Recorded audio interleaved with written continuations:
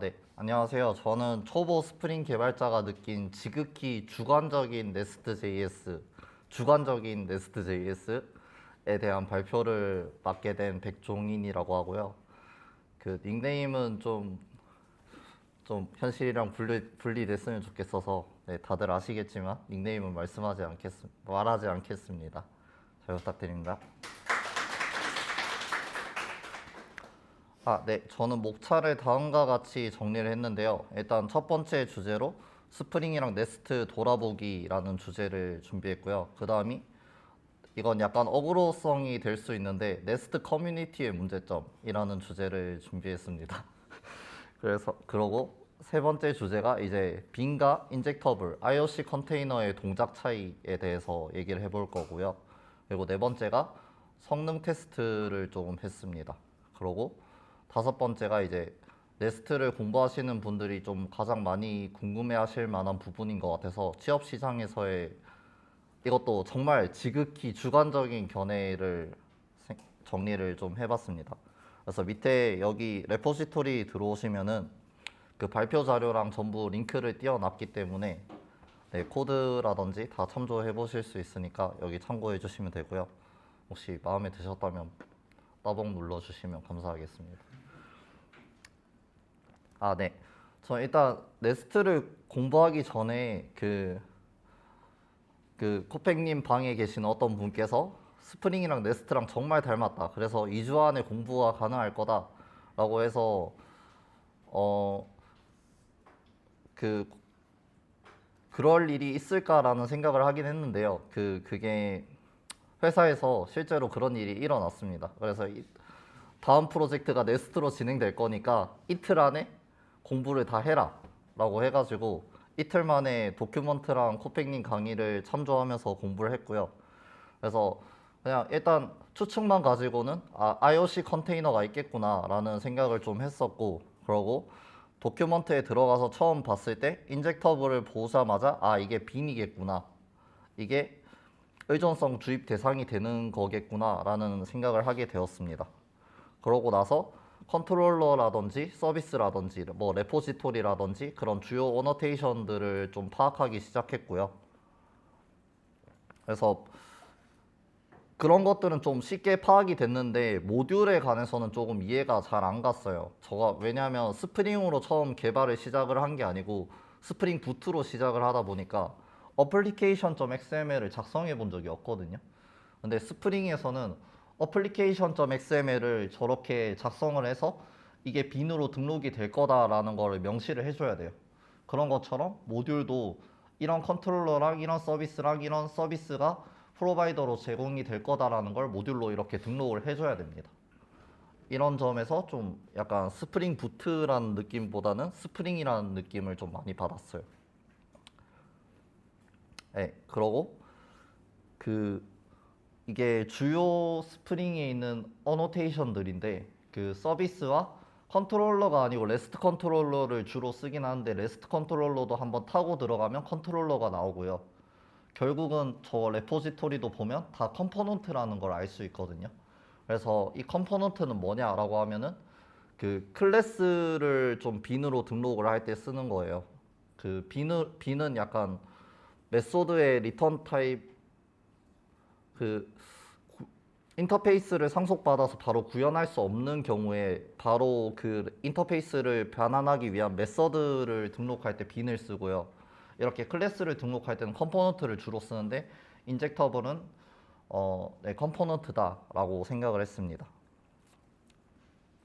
그리고 이게 제가 실무를 한번 해보고 나니까 문서화가 정말 중요하더라고요. 그래서 문서화의 차이가 어떤 게 있을까도 많이 공부를 했는데, 그래서 보시면은 스프링은 어, 네.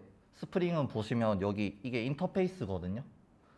이렇게 인터페이스로 어노테이션들을 달아놓고 이거를 임플레멘트 했을 때 이거에 대한 그 스웨거가 생성이 돼요. 근데 네스트는 이런 식으로 외부 펑션으로 해서 그거를 어노테이션으로 달아줘야지 스웨거가 생성이 되는데, 이거는 둘 다 좀 사용성에 있어서도 그렇고 좀 뭐가 더 좋다라는 느낌은 못 받았습니다. 그냥 이런 방식이 있다라는 거 정도 알아주시면 좋을 것 같습니다. 그리고 그 두 진영에서 제일 많이 쓰는 ORM 두 개를 비교를 해봤는데 제가 JPA를 처음 배울 때 이게 뭔가라는 생각을 정말 많이 했어요. 그 요소를 갖다가 이런 식으로 DSL이라고 하는지 모르겠는데 약간 그 JPA만의 문법이 따로 있거든요. 그래서 프로바이더 앤 아이덴티피어 이렇게 해서 요소 두 개 넣고 이런 식으로 해가지고 이걸 런타임에 좀 만들어 주는 식으로 동작을 하는데요. 이게 요소가 한 네다섯 개 정도 들어가게 되면은 이 메서드명이 엄청나게 길어져요. 근데 그거를 또 따라한다고 서비스에서 그 메서드명을 그대로 갖다 썼다가 욕먹는 리뷰를 좀 보기도 했고 이게 좀 안 좋은 방식이라고 생각을 했습니다. 이거 그 심지어 자동 완성도 특정한 플러그인을 달아주지 않으면 안 되거든요. 근데 타입 ORM은 보시면 그 위에서 레포지토리를 아마 주입받을 텐데 레포지토리의 타입을 딱 명시를 해주면 그 where이나 order 등에서 어떤 타입이 있는지 정확하게 타입 추론이 가능합니다. 그래서 이런 점에서 그리고 또 이 MG 언어들 특징으로 스프레드 연산자라고 있는데 이런 식으로 해가지고 그 약간 널러블한 옵션 같은 것도 뿌려줄 수가 있어요. 그래서 이게 그 이 옵션이 들어갈 수도 있고 안 들어갈 수도 있다라는 뜻이거든요. 근데 이런 거 생각하면 딱 쿼리 빌더가 떠오르잖아요. 이러한 조건이 있을 때 이 옵션이 들어가야 된다. 저러한 조건이 있을 때 이 옵션이 들어가야 된다. 그래서 이 옵션이 들어갈 수도 있고 안 들어갈 수도 있는 거라서 딱히 쿼리 빌더가 필요 없겠는데? 라는 생각도 들었어요. 그래서 저는 타입 ORM에 대한 사용 경험이 너무 좋았습니다. 그리고 이거는 조금 제가 차이점을 정리해 놓은 거라 가지고요. 이거는 가볍게 봐주시면 될 것 같고, 네, 이거는 이제 두 번째 주제로 넘어와서 네스트 커뮤니티의 문제점이라는 주제인데 이게 그 여기 커밋에 들어가 보시면 ES 린트 버전이 8.57에서 9.11로 바뀌었어요. 이게 봇이 자동으로 업데이트를 한 거거든요. 근데 9점대 버전에서 ES 컴픽 파일이 바뀌었습니다. 근데 저는 이런 거를 모르고 있었고 그 네스트 CLI로 프로젝트를 만들어서 프로젝트를 딱 켜자마자 이런 에러가 발생하는 걸 볼 수 있었어요. 근데 저는 진짜 npm도 모르고 패키지 매니저가 뭔지도 모르고 아무것도 몰랐기 때문에 딱 키자마자 이런 에러가 발생하니까 초보 이제 노드 진영의 초보 입장에선 너무 당황스럽더라고요. 그래서 이런 문제점들이 스프링은 그래도 노드에 비해서 상대적으로 좀 오랫동안 유지되어 온 커뮤니티이기 때문에 좀 성숙도가 다르지 않나 라는 생각이 들었고요. 이게 같은 문제라고 볼 수는 없는데 그 노드에 있는 노드에 있는 패키지에서 무슨 11줄의 코드가 사라졌는데 전 세계 인터넷이 박살났다. 이런 사건들도 있었던 걸 보면 좀 커뮤니티의 성숙도에서는 좀 스프링이 좀 앞서지 않나라는 생각을 하게 되었습니다.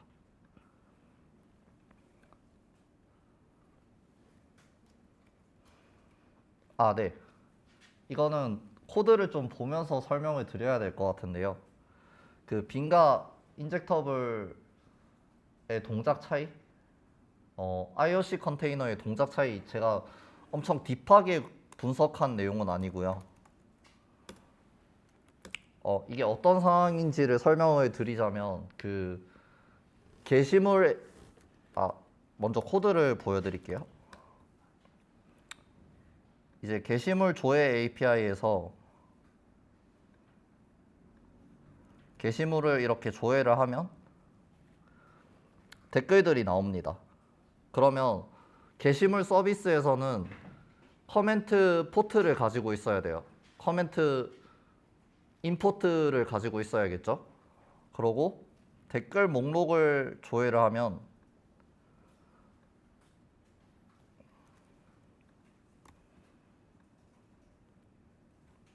이렇게 포스트 리스트 DTO가 나오게 됩니다. 한마디로 커멘트에서도 포스트를 조회하게 되는 거예요. 그러니까 그러면 포스트 서비스에서 커멘트 포트를 가지고 있고 커멘트 서비스에서 포스트 포트를 가지고 있는 거죠. 왜 이렇게 설계했냐고 물으면 의도한 겁니다. 태클 이거는 이거는 의도한 겁니다. 물론 n+1 문제를 해결해서 할 수도 있는데 일부러 이렇게 설계를 해봤고요. 왜 이런 설계를 했냐라고 하면은 그 스프링에서는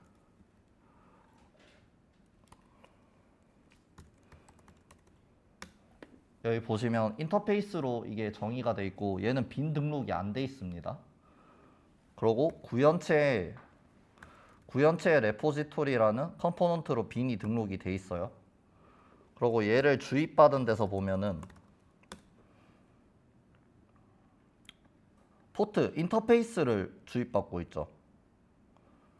인터페이스 이렇게 주입받고 있는데 이게 네스트에서 보면은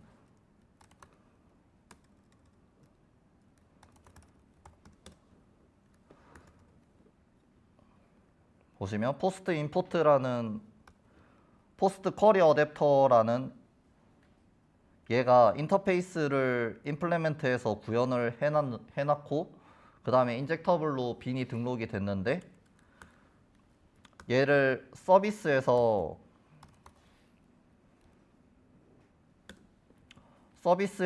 바로 주입을 받기 위해서는 인터페이스로 주입이 안 됩니다.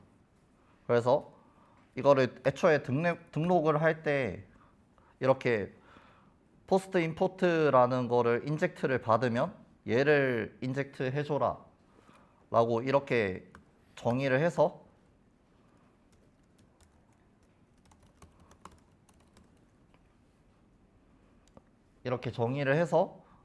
인터페이스로 주입을 받을 수가 있어요. 이러한 차이점이 있다는 것도 있고 그리고 지금 보시면 포스트 서비스랑 커멘트 서비스에서 둘 다 서로의 포트를 이렇게 주입받고 있는 형태잖아요. 그래서 네스트는 모듈로 구성이 되어 있기 때문에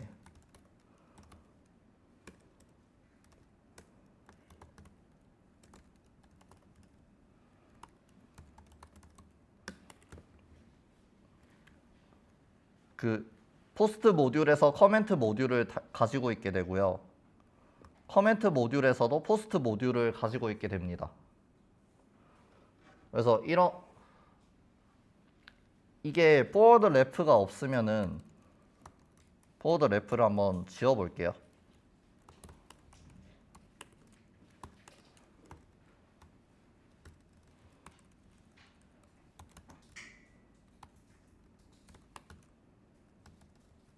분명히 그 어댑터랑 서비스는 다른 레이어예요. 그래서 서비스에서 어댑터를 인젝션을 받고 이쪽 서비스에서도 이쪽 어댑터를 인젝션을 받는 상황이라서 스프링에서는 이게 서큘러 디펜던시 익셉션이 발생할 수 없는 상황인데도 얘는 모듈 구조이기 때문에 실행을 하면 익셉션이 발생합니다.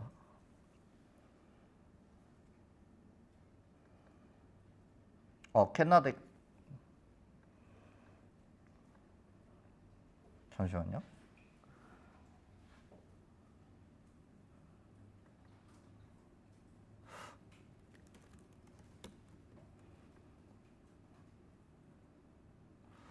원래 이 에러가 아니었는데 원래 서큘러 무슨 디펜던시 인젝션 익셉션이라는 에러가 발생을 해야 되거든요. 왜 저러지?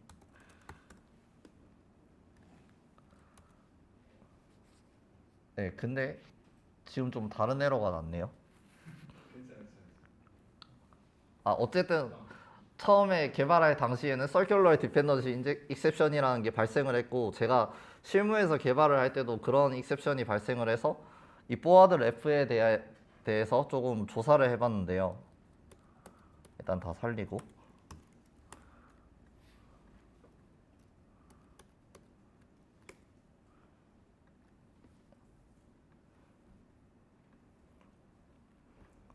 보시면 포워드 레프는 그 fn을 펑션을 받는데 그게 any를 리턴하도록 돼 있어요. 그러면 아까 코드에서 보시면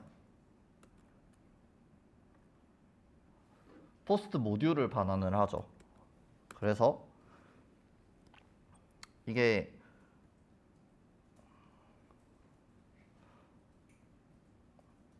뭐지? 여기가 그 익셉션이 발생을 하는 부분인데 보시면 여기에서 그 이널 모듈에 forward ref라고 들어갑니다. 저런 식으로 처음에 컴파일 여기가 compile.ts거든요. 그래서 컴파일 당시에는 forward ref가 커멘트 모듈을 담고 있는 형식으로 forward ref 타입으로 들어가요. 그러고 여기에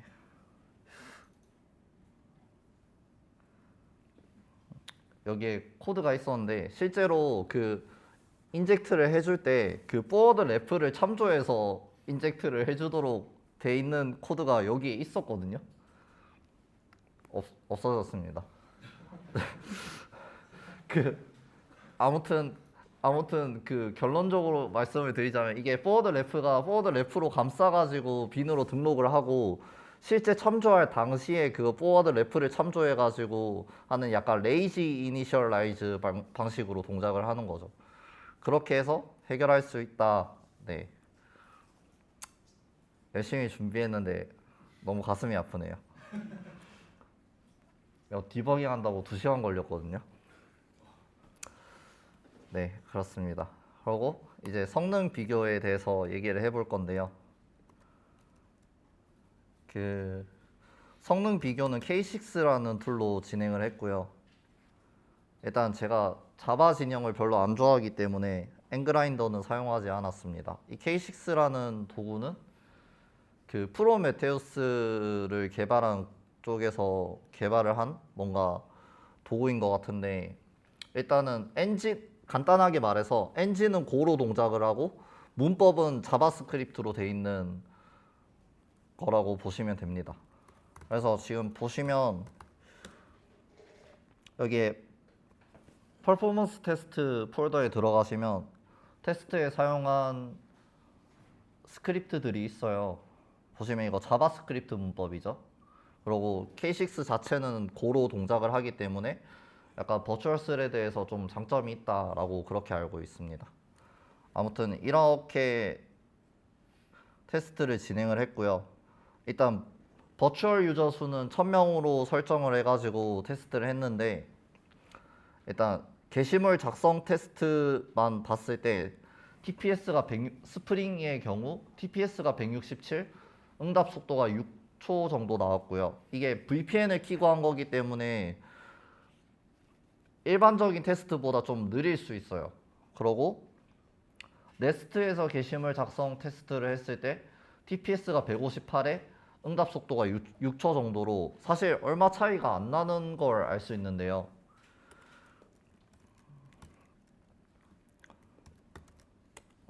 뭐야?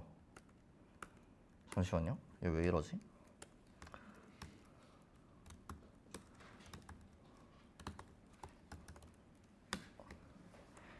보시면 지금 커멘트 업로드 같은 경우는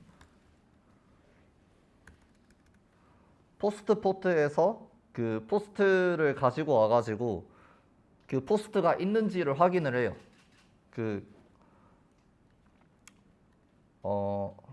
있는지를 확인만 하고 포스트를 안 넣어주는 거는 이유는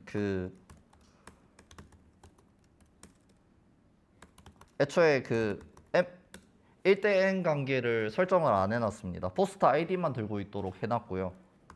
그래서 여기에서 포스트가 있는지 없는지 검증을 하고 게시물이 없는데 걷다 댓글 달면 안 되니까 그러고 커멘트 매퍼로 그거를 변환을 해준 다음에 커멘트를 크리에이트해서 그 아웃포트로 저장을 하는 로직이거든요. 여기가.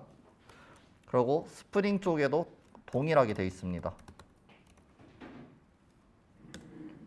보시면 검증하고 코드 똑같죠? 이거 스프링 코드고 이거 타입스크립트 코드인데 똑같죠? 자, 똑같은데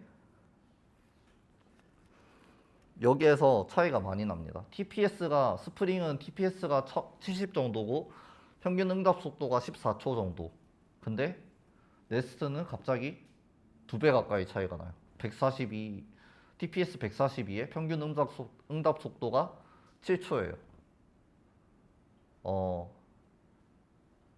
네, 이거는 제가 시간이 부족해가지고 진짜 로우 쿼리가 동일하게 날아가는데도 제가 시간이 부족해가지고 이거는 왜 그런지 좀 이유를 파악하기 힘들었습니다. 그리고 물론 네스트에서도 패스티파이라든지 그런 걸 사용을 하면은 좀 더 빠르게 성능 튜닝을 할 수 있지만 스프링에서 DB풀이나 스레드풀을 좀 최적화하고 나서 저렇게 했는데도 TPS랑 평균 응답 속도가 네스트를 결국 못 따라갔어요. 네, 그러고 이제 댓글 조회 쪽을 조금 테스트를 해봤는데요. 댓글 조회 쪽이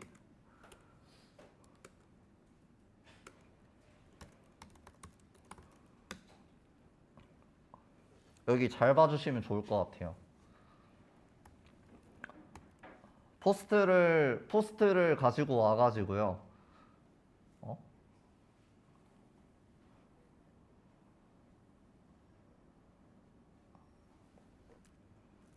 포스트를 가지고 오면 안 되는데. 아, 포스트를 잠시만 뭐지? 아, 잘못 들어왔네요. 죄송합니다. 여긴데요. 처음에 그 페이지네이트 헬퍼라는 거를 써가지고 페이지네이션 된 커멘트 리스트를 받아요. 그러고 커멘트를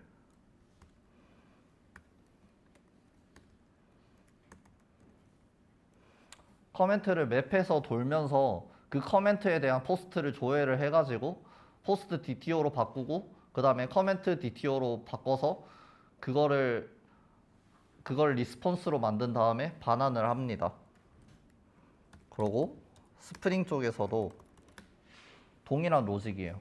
커멘트를 페이지네이션 된 데이터를 조회를 해와서 그 다음에 커멘트를 맵으로 돌면서 포스트를 조회해서 그 커멘트에 대한 포스트를 찾아와 가지고요.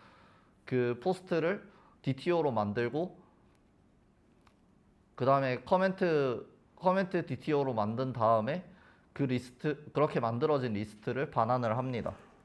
둘 다 동일한 로직이에요. 근데 보시면 테스트 결과는 스프링 쪽이 TPS 20 정도 나왔고요.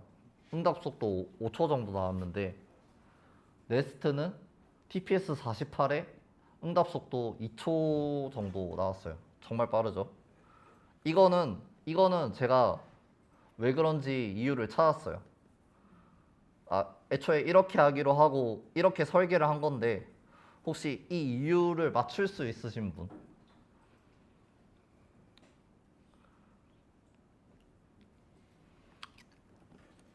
네, 이게 이유가 그 스프링 쪽에서도 비동기 프로그래밍이 가능한데 그 기본적인 문법으로 지원을 하진 않잖아요. 근데 타입스크립트는 애초에 기본적으로 프로미스라는 거를 지원을 하기 때문에 여기 보시면 얘는 그냥 동기적으로 커멘트를 다 돌면서 커멘트 하나에 대해서 포스트를 조회를 하고 커멘트 하나에 대해서 포스트를 조회를 하고 이런 식으로 동기적으로 작업이 이루어지게 됩니다. 근데 네스트 쪽을 보면은 프로미스 올을 걸어가지고 얘네가 전부 다 비동기적으로 그러니까 커멘트가 한 10개 있다라고 가정을 하면은 커멘트 10개에 대해서 비동기적으로 조회를 하는 거예요. 그래서 이렇게 일부러 설계를 했는데 왜 이걸 넣었냐? 저는 물론 스프링에도 다양한 비동기적 처리를 하기 위한 솔루션들이 있지만 그게 기본 문법에 돼 있는 거랑 안 돼 있는 거의 차이는 좀 크다고 느꼈거든요. 그래서 이런 것 때문에 좀 빠르게 뭔가를 개발을 해야 될 때 비동기를 쓸 수 있다라는 거에서 이런 장점이 있다라고 느꼈습니다.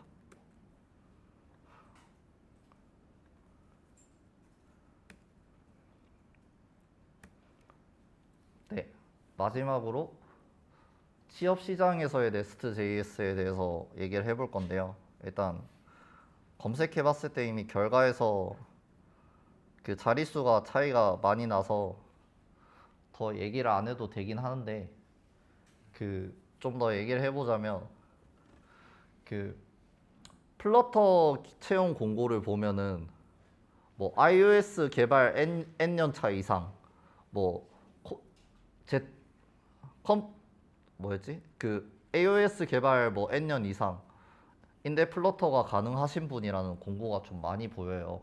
근데 네스트도 얼추 비슷하거든요. 네스트도 스프링을 기존에 쓰고 있는 마이크로 서비스 팀에서 그 새로운 신규 피처를 들어갈 때 네스트를 가지고 한번 해보자라는 얘기가 나와서 가는 그런 대기업인 경우이거나 아니면 스프링 경험이 있는 좀 OOP를 좀 잘하는 그런 개발자들을 뽑는다고 생각이 들어가지고 저는 약간 네스트가 플러터랑 비슷한 포지션이 아닌가라는 정말 이건 정말 주관적인 견해입니다. 그래서 뭔가 이미 스프링을 좀 공부를 했고 어느 정도 진행을 하고 있는데 사이드 프로젝트를 해보고 싶다거나 아니면 뭔가 우리 팀에 획기적인 변화가 필요하다. 그래서 팀장님한테 좀 이니시에이팅을 해야 된다 할 때 네스트를 좀 얘기를 해볼 수 있지 않을까 네, 라는 생각을 했습니다. 네, 제 발표는 여기까지 준비된 내용은 여기까지입니다. 감사합니다. 질문 받겠습니다. 네, 질문해 주세요. 그래서 선생님은 그러면 네스트를 선호하세요, 아니면 스프링을 선호하세요? 제가 사실 다음에 개인 프로젝트 들어가야 할 게 있는데 개인적으로 해야 할 게 있는데 네스트로 하고 싶습니다. 정말 네스트로 너무 하고 싶은데 그 아무래도 그게 포폴이 될 수도 있다 보니까 결국은 코프링으로 하지 않을까라는 생각을 합니다. 그래서 개인적으로 정말 이건 그 아예 취업이랑 아무 상관이 없다라고 하면 전 네스트를 선택할 것 같아요. 그러면 아까 퍼포먼스적인 거를 되게 많이 보여주셨는데, 네. 그러면은 스프링이 네스트보다 조금 더 퍼포먼스가 나은 부분들은 어떤 부분들이 있을까요? 이게 한 3주 전쯤에 좀 고연차 분들한테 우리 팀에서 네스트를 쓰려고 한다. 이거 스프링 쓰고 싶은데 좀 어떻게 설득해야 될까에 대해서 얘기를 몇 번 해봤거든요. 근데 사실 그때 나온 답변이 개발자 풀이 너가 네스트로 이걸 시작을 했는데 개발자 한 1,500명 필요한데 그거 다 뽑을 수 있냐? 그거를 설득하지 못한다는 거랑 일단 타입스크립트가 자바스크립트로 컴파일 되기 때문에 나중에 그 모듈 단위로 디버깅을 하다 보면은 디버깅이 빡세다. 근데 그거는 성능적인 측면은 아닌 것 같아서 뭔가 엔지니어의 입장에서 네스트가 스프링보다 부족함이 있다라는 부분을 좀 못 찾은 것 같아요. 아직 못 찾은 것 같아요. 감사합니다.